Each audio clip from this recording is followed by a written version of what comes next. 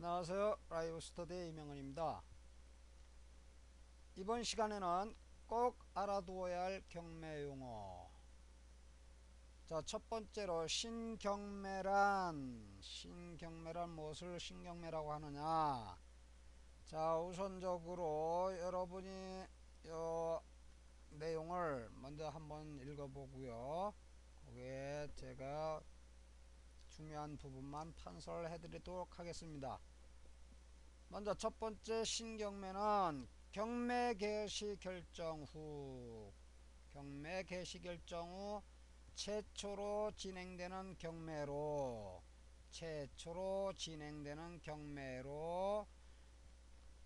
적합한 절차를 거쳐 경매 절차에 착수하였으나 일정한 사유, 자, 최고가 매수 신고가 없어로 인하여 그것이 완료되지 않아 새로운 기일을 정하여 속행하는 경매 절차를 말한다.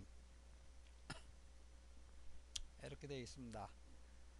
자, 여기서 신경매란 처음 경매를 실시한다는 의미는 아니다. 자, 판사해 볼게요. 자, 신경매 처음 경매를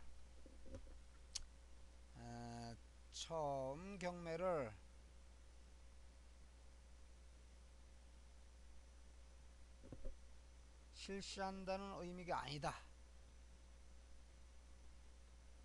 한다는 의미가 아님. 라는 사실을 꼭 기억을 하셔야 됩니다. 자, 다시 말씀드려 가지고요. 신경매가 일어나는 사유는 어디에 있느냐.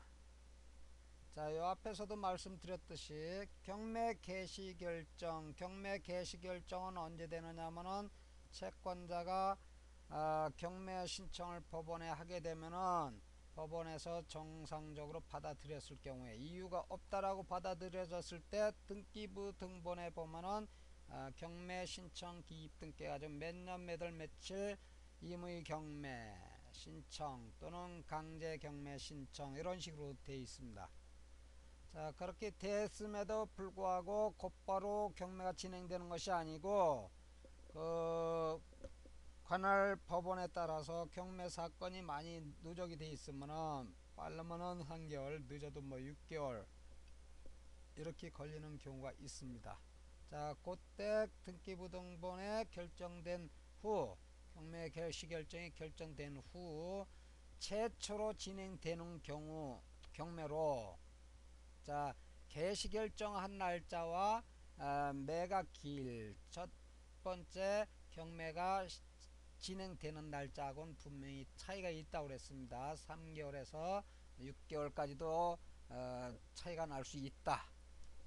자, 경매로 적합한 절차를 거쳐서, 그러니까 입찰 기일날 경매를 진행했는데도 불구하고 최고가 매수 신고인이 없다. 다시 말해서 최고가 매수 신고인이 없다라는 거는, 자, 여기다 판서를 해볼게요. 자, 첫 번째 사유는 첫 번째로 유찰이 됐다. 그러니까 유찰이라는 용어 또 처음 들어보시죠. 유찰은 무엇을 유찰이라고 하느냐. 입찰 기일 당일날 최고가 매수 신청인이 없을 경우, 최고가 매수 신청인이 없을 경우를 갖다가 유찰되었다. 그래서 다시 진행을 할 때는 신경매라고 하는 것이고요. 두 번째로, 자, 낙찰이 불허가 된 경우가 있습니다. 낙찰 불허, 매각 불허. 요즘에 이제 2002년 7월 1일 이후에는 매각 불허라고 해요.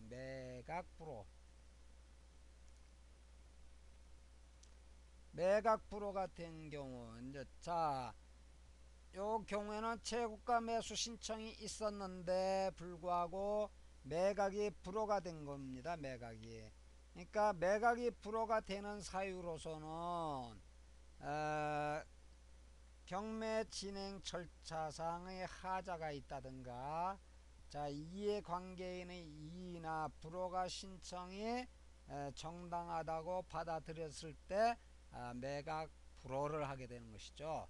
그래서 이때도 다시 경매에 나오게 되는 것이고요. 그 다음에 세 번째로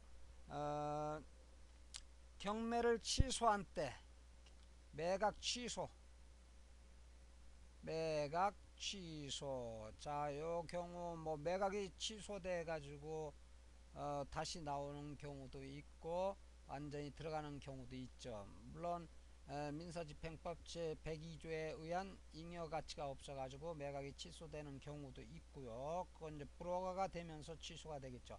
자, 그렇지 않으면은 자, 매각 기일 사이에 낙찰을 받아 놓고 그 뒤에 허가 결정이 나고 대금 납부하고 뭐 하기 전에 그 부동산이 천재지변에 의해 가지고 현저히 훼손됐을 때 매각 부동산의 현저한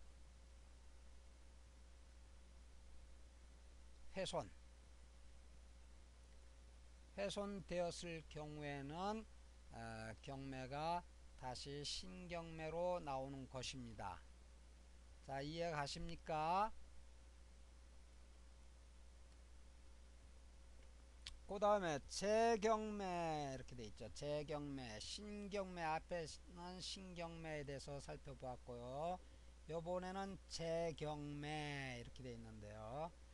자, 여기 내용 그대로 한번 읽어보고요.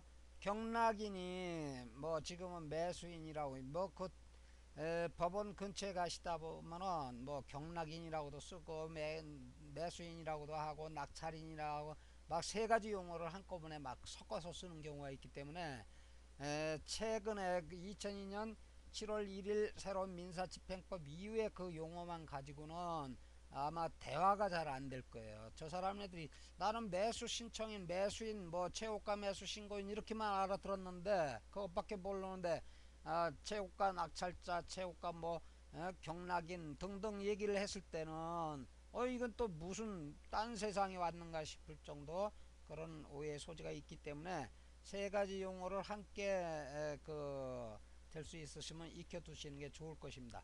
자, 경락인 매수인이 대금지길의 그 의무 즉 낙찰 잔금 납부를 이행하지 아니하고 자순의 매수 신고인이 없는 때는 직권으로 부동산의 재경매를 명하게 된다. 이때 주의할 점은 종전 낙찰자는 경매의 참여를 할 수 없다. 자, 여기서 주의할 점이라고 했습니다. 주의할 점 종전 낙찰자는 경매에 참여할 수가 없다고 그랬어요. 종전 낙찰자는 경매에 참여할 수가 없습니다. 그 다음에 입찰 보증금이 입찰 가액이 10%에서 20에서 30%로 인상된다.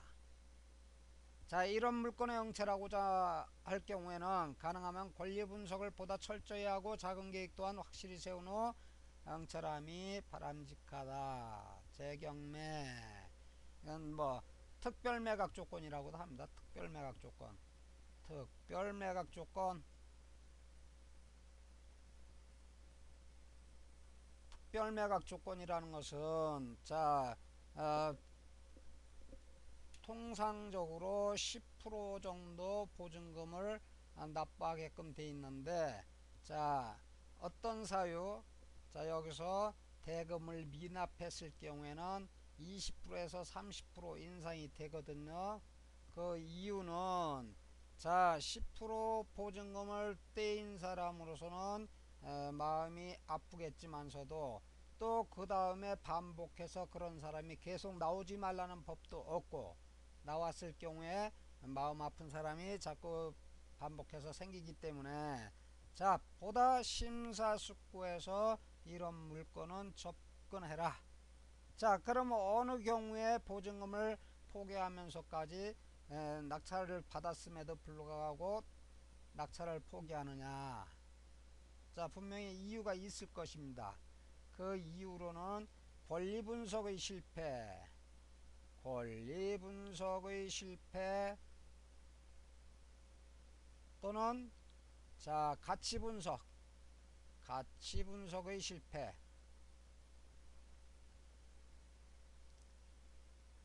자 다시 말씀드려 가지고 권리분석의 실패는 대항력 있는 임차인, 요게 가장 큰 원인이 될 수가 있죠.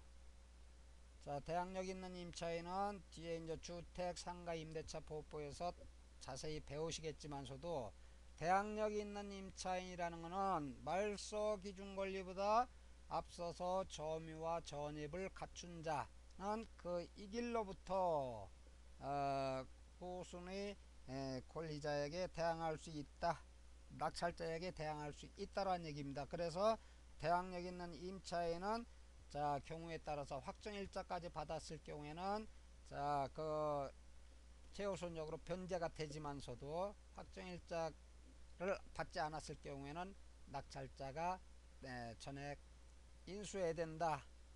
자 물론 소액보증금에 해당될 때는 최우선 변제를 받고 난 나머지 미해수된 보증금에 대해서는 낙찰자가 인수한다.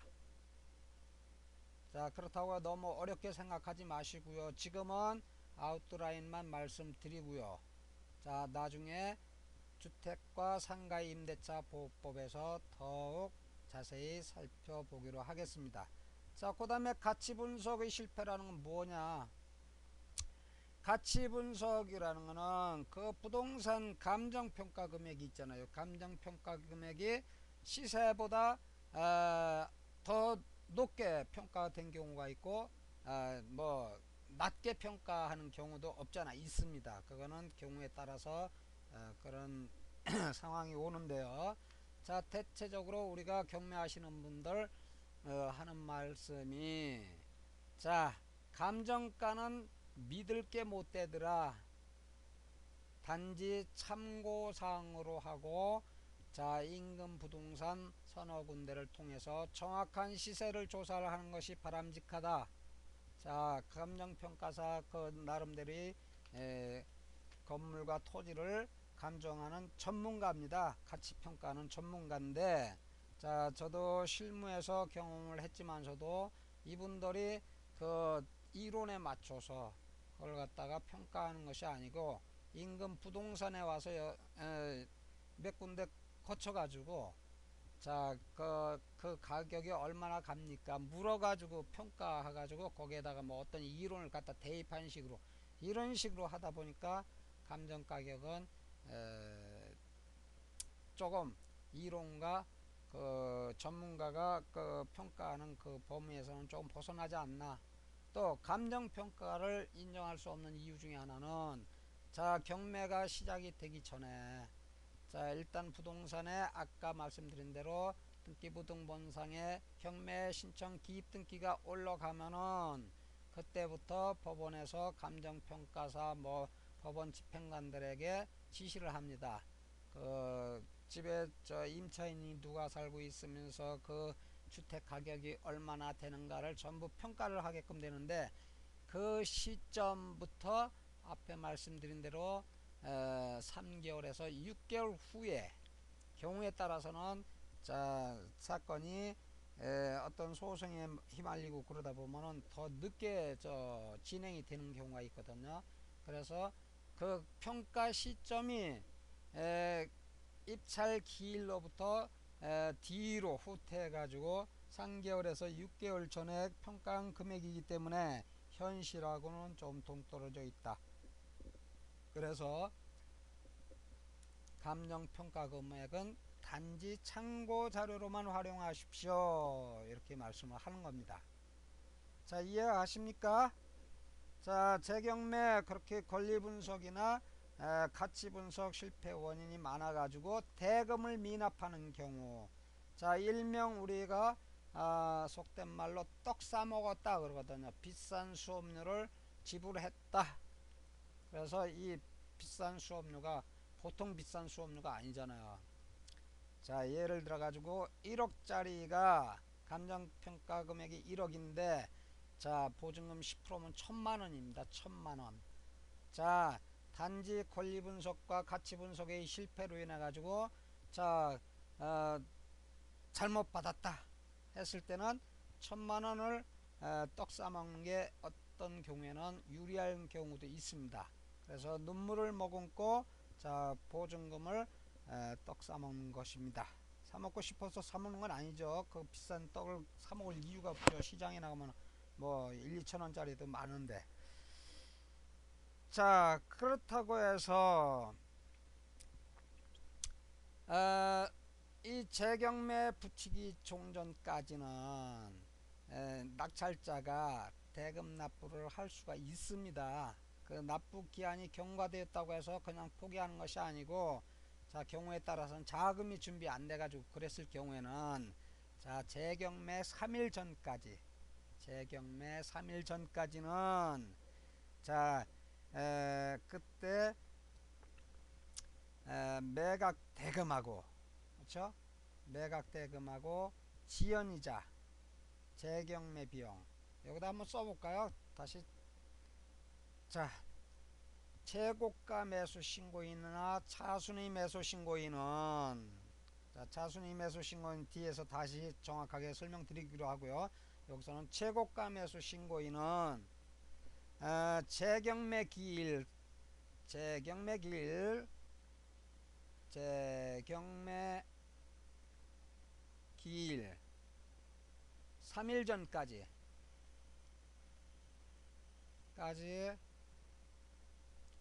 뭐뭐를 지불한다고요? 매각대금이죠. 매각대금, 매각대금하고 그 다음에 지연이자, 지연이자 또는 재경매 비용, 재경매 비용. 자, 여기서 말하는 재경매 비용은 낙찰이 되면은 그냥 끝나는데 그 앞전에 이제 경매 집행 비용, 예납금을 납부하거든요. 다시 경매를 진행시키기 위해서는 법원에서 일간지에다 공고를 내고 그 다음에 이해관계인들에게 송달을 하고 하는데 따른 비용, 그렇죠? 그 비용이 추가로 들어가기 때문에 이미 3일 전이면은 이미 지불을 하고 다시 경매를 진행할 거라 해가지고 지불된 금액입니다. 재경매 비용. 자, 이거를 갖다 전액 납부하시면 되는 거예요. 납부하면은 소유권을 넘겨받을 수가 있는 것입니다. 자, 그러니까 재경매 기일 3일 전까지 뭐 권리분석이라든가 가치분석을 실패해가지고 포기하는 경우에는 어쩔 수 없이 떡을 사먹는데, 자금이 준비가 갑자기 안 돼가지고 도저히 에, 에, 기한 내에 납부하지 못했을 경우에는 늦어도 재경매 기일 3일 전까지, 그죠? 3일 전까지입니다. 3일 전까지 납부하시면은 소유권을 취득할 수 있는데, 자, 실무상에서는 그렇더라고요. 보니까 자, 이런 질문도 많이 받게 되고 그러는데요. 자, 딱 3일 전까지입니까? 이렇게 물어봤을 때는 자, 그거는 정확하게 답변은 하기 어렵지만서도 법은 3일 전까지 돼 있지만 담당자에 따라서는 하루 전까지도 받아준다. 그러니까 낙찰을 포기할 게 아니고 최대한으로 자금을 맞춰서 재경매 하루 직전까지라도 가지고 담당 경매에 찾아가서 자, 소유권을 넘겨받고 싶습니다 하면은 받아들여 주는 경우가 많더라는 얘기입니다. 자, 왜 그런 이유가 있느냐면은 어차피 재경매로 진행을 하게 되면은 시간이 또 걸리잖아요. 그쵸? 한 달, 배당까지 하면 한 3개월 가까이가 걸리는데, 그럼 채권자들도 마냥 기다려야 되니까, 자, 이왕 뭐 낙찰됐던 거, 뭐 하루 직전에 뭐 대금을 받지 말라는 법은 없을 거 아니에요. 그쵸? 그건 이제 담당자의 인간성에 따라서, 그러면 받아주는 경우도 있더라. 이렇게 참고로 알고 계시고요. 자, 이때 매각 대금은 뭐 정해진 금액이잖아요. 그쵸? 자, 그때 자, 지연이자를 산출하는 공식을 하나 말씀드릴게요. 산출 공식. 자, 얼마나 더 납부하면은 내가 소유권을 늦게라도 취득할 수 있는가 했을 때 산출 공식 정도는 아셔야 된다는 얘기죠. 산출 공식. 산출 공식은 자, 입찰 잔대금, 매각 잔대금이죠. 그쵸? 매각 잔대금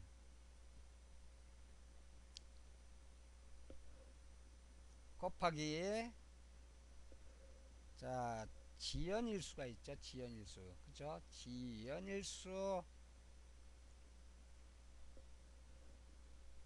지연일수에다가 자, 365일에 지연일수로 하는 겁니다. 365일에 지연일수를 갖다가 나누면은 나눈 다음에 곱하기 자, 이율. 그죠? 이율이다. 이율인데 몇 년 전까지만 해도 법정 최고 한도가 25%였는데 20%입니다. 20%. 20%를 지연일수 365일분에 뭐 며칠 늦어졌다. 그쵸? 거기에 대한 뭐 이제는 뭐 20%라고 해도 별거 아니라는 얘기죠. 그쵸? 어차피 뭐 매각 대금은 납부하게끔 돼 있던 거고. 그죠? 자, 요렇게 해가지고 재경매 기회를 놓치지 않는 것이 좋다. 자, 이해가 되셨죠? 자, 그 다음에로 넘어갔어요. 자, 일괄경매가 있죠. 일괄경매. 자, 그 앞에 그 매각대금하고 지연이자 재경매 비용 이렇게 산출 공식 꼭 기억하셔야 됩니다. 그렇게 하시고요. 그 다음에 일괄경매는 무엇이냐? 자, 일괄경매라는 것은 한 사건, 한 경매 사건에서, 그죠? 한 경매 사건에서 여러 개의 물건을 한 대로 묶어서, 한 대로 묶어버려. 한 사람이 응찰자에게 일괄적으로 매수시키는 방식을 말한다. 이렇게 되어 있습니다. 자, 여기에서 한 경매 사건에서 그러니까 수개의 부동산이 각각 매각되는 것보다 여기 가로 이렇게 저 삽입 하나 하자고요. 수개의 부동산이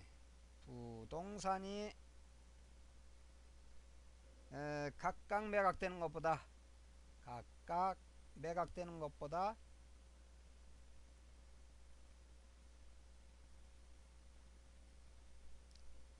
여러 개의 물건을 한 대로 묶어서 한 사람에게 응찰시키는 것이 유리하다라고 판단이 섰을 때 한 사람에게 응찰시키는 게 일괄적으로 매수시키는 방식을 자, 일괄경매다. 자, 무슨 내용인지 아셨죠?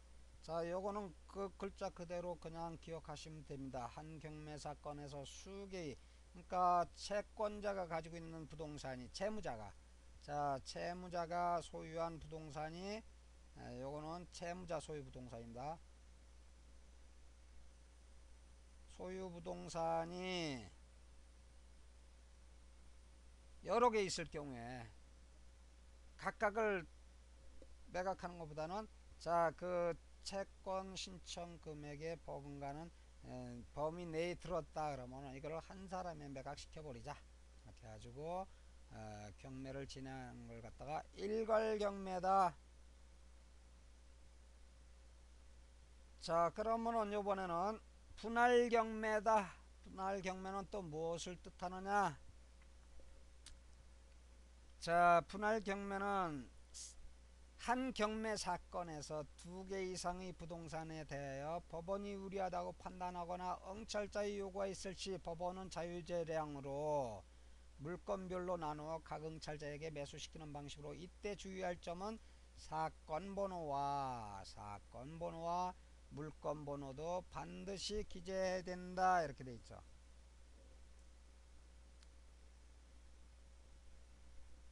자, 여기에서 한 경매 사건이었는데 앞에 일괄 경매에서 마냥 채무자가 갖고 있는 부동산이 여러 개다. 자, 그랬을 때 여기서도 자, 한 경매 사건인데 그 수개의 부동산을 소유하고 있을 때, 자, 이걸 갖다가 개별적으로 매각을 하는 게 유리한가, 아니면은 일괄적으로 매각하는 게 유리한가. 자, 아까 일괄 부동산에서는요, 자, 이 부동산 덩어리가 커가지고 그냥 쪼개면은 불리하니까 그냥 한 덩어리로 매각을 하는 것인데, 분할 경매 같은 경우에는 자, 이제 예를 들어가지고 집합 건물 같은 경우에 있죠. 집합 건물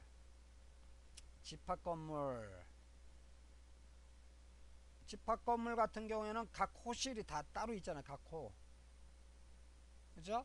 자, 각 호실에 보면은 뭐 임차인도 따로 있을 테고, 임차인, 그 다음에 채권자들도 각각 다르다고 보셔야 돼요. 뭐 동일한 것도 있지만, 자, 그런데 에, 집합 건물 아파트 같은 경우에는 건물을 짓기 전에 대출을 받아가지고 짓다 보면 공사비를 갖다가 전체 건물에다가 대출을 해 주거든요. 한 호실만 보고 대출을 해주는 게 아니라 100세대면 100세대를 위한 대출을 해주기 때문에 100세대에 걸려 있다고요. 그러면서 입주자가 선정이 된 집들은, 분양이 된 집은 각자가 대출금을 승계받든가 아니면 변제하고 그 개별 등기가 나면 되는데, 그렇지 않고 분양이 미분양이 됐다 보니까 자, 임대를 놨을 경우, 그렇죠? 그랬는데 채권자 입장에서는 자, 다른 데 돈 받고 입주한 데는 정상적으로 처리가 됐으니까 관계없는데, 자, 미분양된 아파트들 거기서 돈이 다 해소가 안 되다 보니까 채권자가 경매를 신청하는 경우에, 그때는 자, 각각으로 수개의 부동산을 각각으로 매각한다는 얘기예요. 각각으로. 자, 이해 가십니까?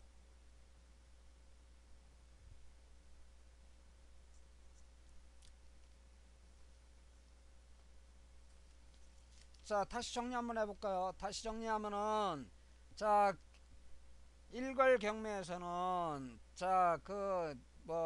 쪼갤 수가 없고 각 임차인이 이렇게 따로따로 들어있는 게 아니고 했을 경우에는 뭐 그냥 일괄 경매를 해도 괜찮은데, 이렇게 구분 건물 또는 집합 건물이라고 하죠. 저 아파트 뭐 연립 다세대 같은 것들은 여러 세대일 때는 자, 소유자가 다를 수도 있고 임차인이 다를 수도 있고 채권자가 다를 수가 있는 거는 각각 물건을 별개로 취급을 해가지고 경매를 진행하게 되는 것입니다.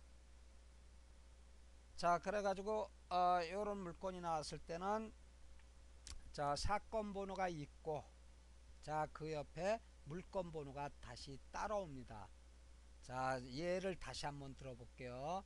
자, 뭐 한강 아파트 좋다. 한강 아파트가 뭐 동수는 관계없이요. 1층 101호 1호가 나왔고요. 그 다음에 2층 202호가 나왔고요. 그 다음에 10층 뭐 예를 들어 가지고 1004호가 나왔다. 이렇게 경매가 됐을 때는 자, 요 경매 사건은 사건 번호는 하나입니다. 예를 들어 가지고 2011 123 사건 번호, 그죠? 사건 번호가 있고요. 그 다음에 자, 요 물건마다 이렇게 땡땡이 쳐가지고 자, 물건 번호 1, 2, 3 요런 식으로 번호가 따로 매겨지거든요. 이랬을 때는 자, 입찰 봉투라든가 입찰표에 사건 번호도 적으시고, 그 다음에 요 물건 번호도 적으셔야 된다는 얘기입니다. 요 물건 번호하고 사건 번호. 그렇지 않고 사건 번호만 달랑 적어놨을 때는 내가 이 물건에 응찰했는지 이 물건에 응찰했는지 알 수가 없다라는 얘기죠. 그렇죠? 자, 그렇게 이해하시면 쉽다는 얘기고요. 자, 이런 부분에서 자, 고수들도 가끔 가다가 자, 사건 번호만 달커당 적고 물건 번호를 적지 않아 가지고 낭패를 보는 경우가 있고요. 그렇지 않으면 사건 번호는 적고 나는 10층 1003호 쓴다는 게 물건 번호를 갖다가 2번을 적어 가지고 2번을 낙찰 받아 가지고 손해를 보는 경우도 있더라. 자, 요거 저 분할 경매는 여러분이 특별히 꼭 기억하고 계셔야 되는 겁니다. 지금까지 경매 용어부터 앞에 뭐 임의 경매, 강제 경매 등등 설명이 되어 왔지만서도 자, 가장 지금까지 배운 중에서는 분할 경매는 자, 별 한 3개만 달자고요. 3개. 자, 4개 달아줄까요? 4개. 4개. 대장. 자, 이만큼 중요하다는 얘기입니다. 자, 또 왜 중요한가 그 뒤에 또 한번 내용을 살펴보면요, 분할 경매에서는 낙찰을 받고 나게 되면 대금 납부하게 되잖아요. 그렇죠? 대금 납부를 하면은 배당과 관계없이 소유권 이전 등기는 됩니다. 이거는 자, 공백을 이용해서 판서를 해드리겠습니다. 배당과 관계없이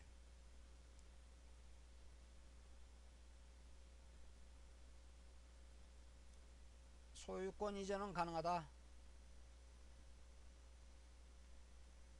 이전 가능.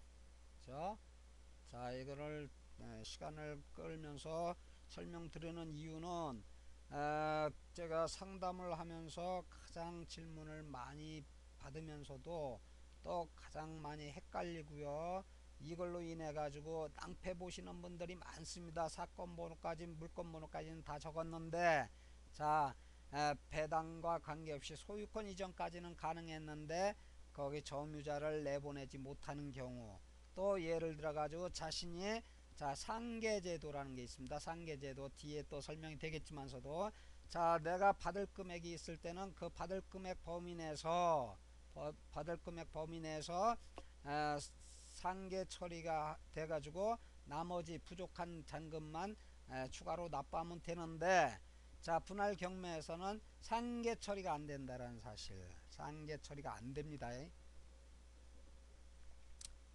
모든 그 배당이 종료되어야 낙찰이 돼야 전부 낙찰돼야 전부 낙찰되어야 배당이 이루어지며 그 다음에 상계 처리가 가능한 것입니다. 그러니까 상계 처리를 갖다가 이걸 기대하면 안 된다라는 얘기죠. 상계 처리는 불가해요.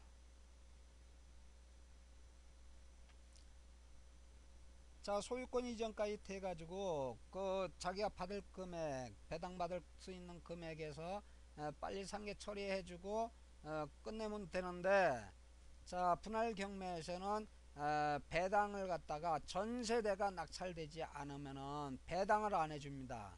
그러니까 인도 명도를 받을 수가 없어요. 자, 임차인이 있을 경우에 배당금이 있는데 배당받을 금액이 일부라도 있는데 배당을 안 해주는데 어떻게 내보내요? 그쵸? 전세대가 다 낙찰 될 때까지 기다려야 하기 때문에 이런 경우에 특히 신경을 쓰셔야 된다는 얘기죠. 상계 처리가 불가능합니다. 그 다음에 권리분석 시 유의사항으로 등기부 등본 뭐 물건 번호가 이렇게 있다고 그랬잖아요. 그쵸? 1, 2, 3 이렇게 나와 있을 때는 자, 권리분석은 그럼 어떻게 할 것이냐? 자, 그냥 물건 번호가 하나 하면 사건 번호만 나와 있으면 그냥 그 사건에 대해서만 그냥 권리 분석하면 되는데 각각 나와 있을 때는 각각 저 분석을 해야 된다는 얘기예요. 무슨 얘기인지 아십니까?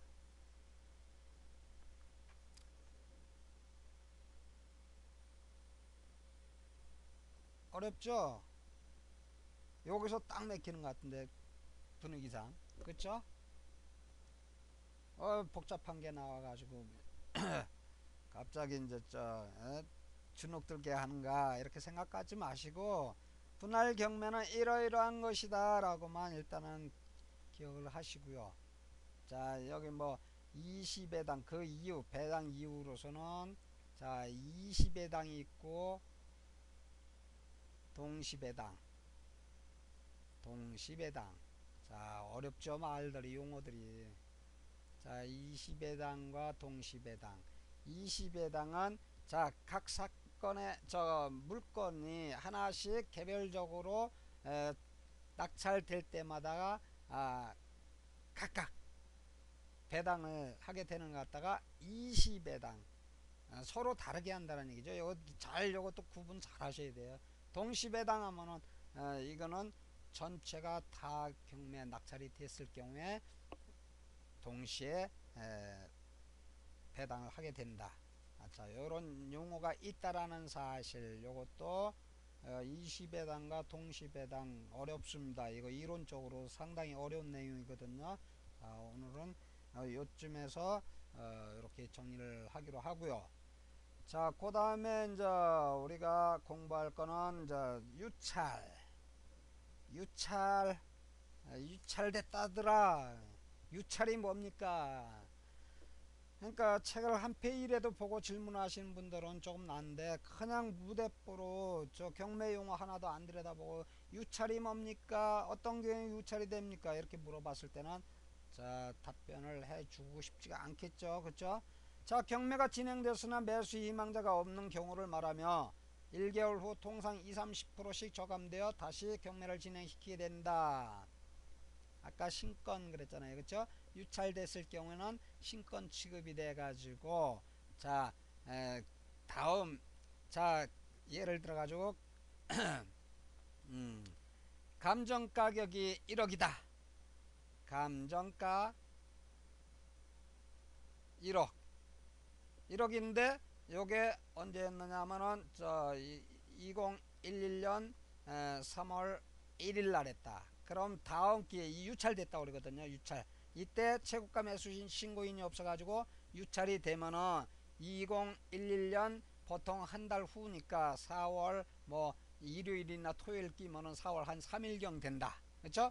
요때는 1억이 아니라 얼마에 시작한다? 8천만원에서 20%면은 8천만원 그쵸? 20% 적용하면은 8천만원이고 30% 적용하면 7천만원부터 시작을 하는 것입니다.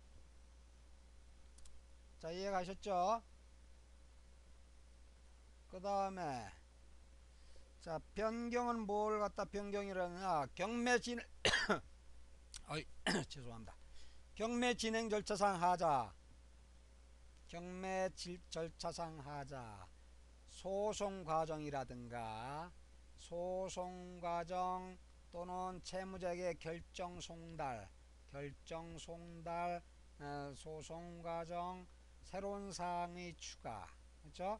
매각 조건의 변경 권리의 변동 등가 발생된 경우 또는 지정된 기일에 경매를 진행시킬 수 없을 때 법원의 직권으로 매각 기일이 변경된다. 그렇게 돼 있죠. 그죠? 이럴 경우에는 변경이 되면은 그러면 저 입찰 가격이 어떻게 되느냐 앞에 방금 앞에서 유찰됐을 경우 20% 30% 다운된다 그랬잖아요. 그쵸? 그 다운된 가격 그 시점에서 가격 변동 없이 그냥 진행이 된다.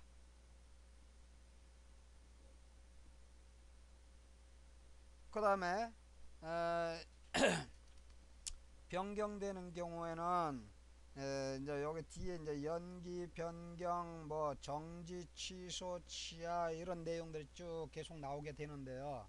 자 이런 경우에는 자 방금 말씀한 절차상 하자 그죠? 절차상 하자로 인해 가지고 소송 과정에 걸려 있다든가 채무자에게 송달이 안 됐다든가 해 가지고 했을 경우에는 자 이런 경우에는 자 물건이 취소되거나 취하될 우려가 크기 때문에 잘 지켜봐야 된다. 여기서 말하는 절차상 하자라는 거는 자 민사소송법상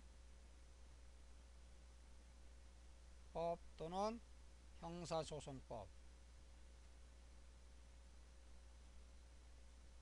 법상의 절차를 갖다가 절차상 하자라고 하거든요. 자, 그러니까 소송법과 관련돼 가지고 어떤 소송의 과정에서 뭐가 뭐 서류가 잘못 들어왔다든가 연락할 때를 연락을 안 했다든가 새로운 사항이 추가됐다든가 그쵸? 이런 내용 등등이 있을 때는 변경을 해야 된다라는 얘기입니다. 자, 그렇게 해가지고 변경 연기가 이것도 조금 이제 깊이 있게 살펴봐야 되는 내용인데요. 자, 그 입찰 당일날 자 우리가 지금까지 물건을 검색해 가지고 내가 다음 입찰 기일날 응찰을 해야겠다라고 마음먹었던 일이 입찰 법정에 도착하니까 그 게시판에다 적습니다. 변경이 되었다든가 취소가 되었다든가 연기가 되었다든가 정지가 되었다든가 취하가 된 물건들은 벽면에다 오늘 이 사건은 본 사건은 진행하지 않습니다. 이렇게 나왔을 때는 황당한 것이죠. 그죠? 저 돈까지 준비해가지고 한 보름 이상을 조사해가지고 탁 이거 낙찰 받을 거라고 갔는데 진행 안 한다고 그랬을 때는 상당히 껄끄럼 기분이 상하죠. 그래서 그렇게 하지 마시고 자 원래는 그 입찰 법정에 나오기 바로 전에 ARS가 있습니다. ARS 대법원에 ARS 자 참고로 알아두시면 좋습니다. 700번에 3377 또는 담당 경매계에다가 전화로 확인하는 것밖에 없어요. 전화 확인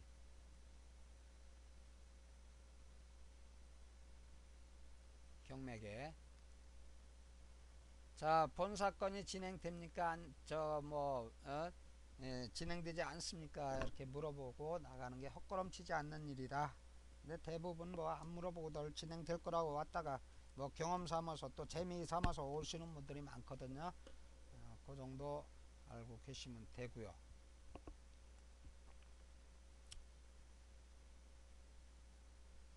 자, 그 다음에 연기. 자, 연기는 어느 경우에 연기가 되느냐? 채무자 또는 소유자, 이해관계인, 민사집행법 제90조 참조하라고 했습니다. 그 나중에 이제 교재 한번 보시면은 민사집행법 90조 내용을 확인할 수가 있습니다. 신청에 의하여 경매 신청 채권자의 동의하에 연기됨. 경매 신청 채권자가 연기해 주는 경우에는 통상 이해 연기를 해주더라. 통상 이해입니다.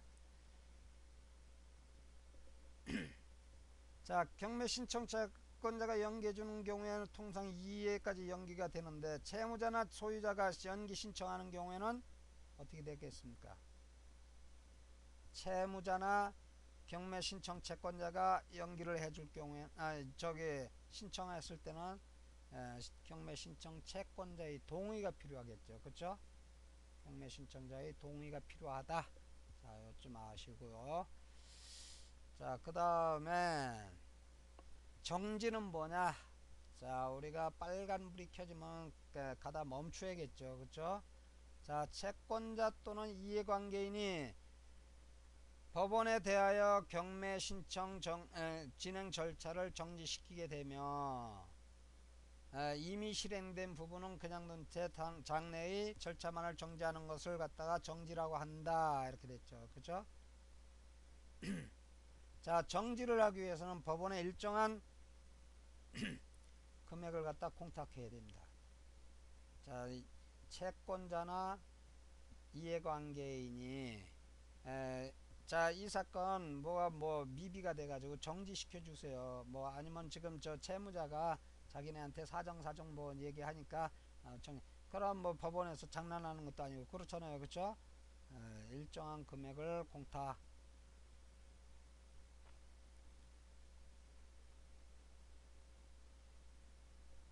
자, 이렇게 하시고요.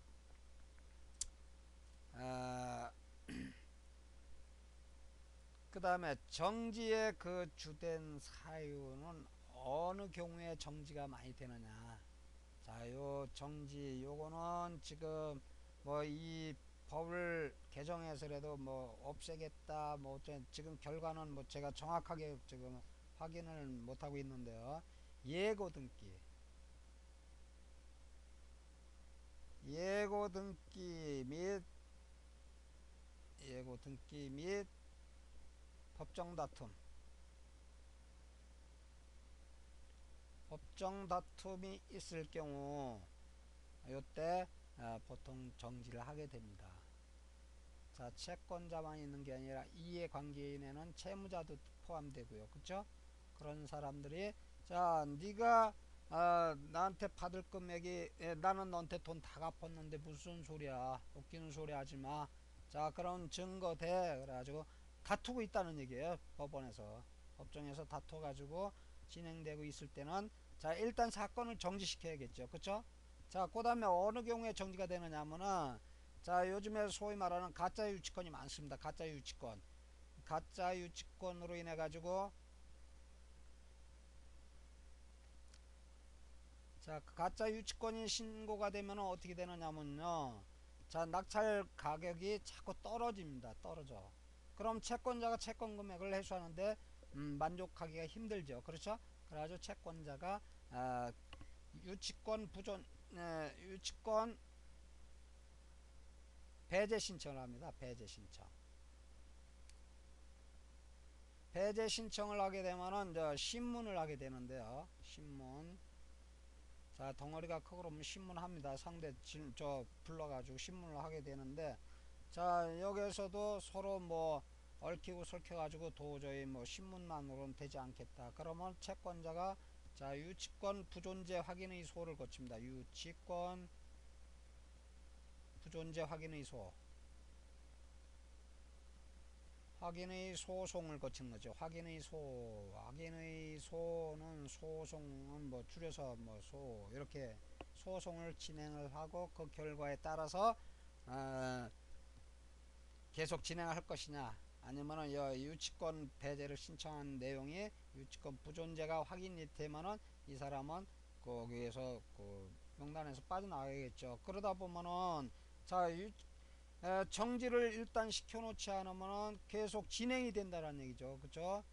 정지시키지 않고 진행하게 되면은 자, 유치권 보존제 확인의 소가 결정되기 승소 판결이 됐던 뭐 지던 이기든 간에 어쨌든 그 기간이 3개월 이상 6개월 뭐 길게는 1년이 갈 수도 있는데 그러면 경매는 이미 끝났다. 여기서 승소 판결 받아가지고는 아무런 효과 없잖아요. 그랬을 때는 자, 일단은 자, 본 사건은 유치권 부존재 확인에 소가 들어갔기 때문에 자, 일단은 경매를 정지시켜 주십시오 하고 요청을 하게 되면은 자, 경매는 일단 정지가 됩니다.